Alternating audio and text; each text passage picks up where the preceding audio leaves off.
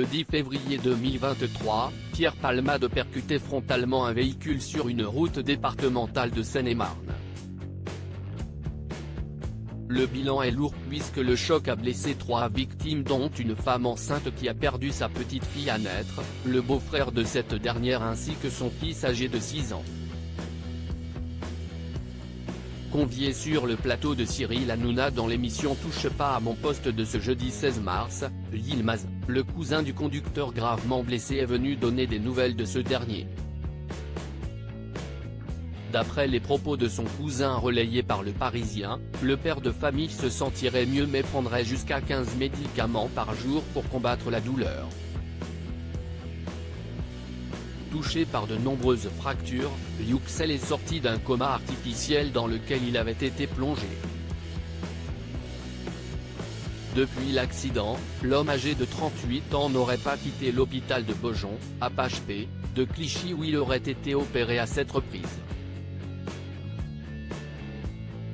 Contacté ce vendredi 17 mars par nos confrères du Parisien, Omer, un neveu de Yüksel, a indiqué que son oncle ne sent pas la moitié de son bras gauche. Et s'il parle, il parle très peu car ça le fatigue trop. Avant ces déclarations, BFM TV révélait ce mardi 14 mars que le trentenaire souffrait aussi de problèmes de mémoire. Depuis, aucune information concernant la sortie de l'hôpital d'Yuksel n'a été communiquée. Supérieur à Pierre Palmade, François Cluzet, Benoît Magimel. Les stars sont tabous sur leurs addictions. Il devra prendre des médicaments toute sa vie. Bien que Devrim, le fils d'Yuksel et sa belle-sœur, soient sortis de l'hôpital à la fin du mois de février, de son côté, le père de famille devra être pris en charge plus longtemps. Il devra prendre des médicaments toute sa vie, a indiqué Mourad Batik, avocat de la famille, sur l'antenne de BFM TV ce mardi 14 mars.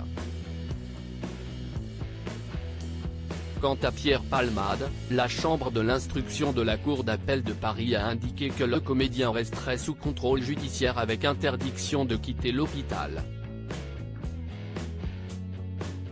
Jusqu'à présent, le corps médical estime toujours que l'humoriste n'est apte à être détendu dans un centre pénitentiaire.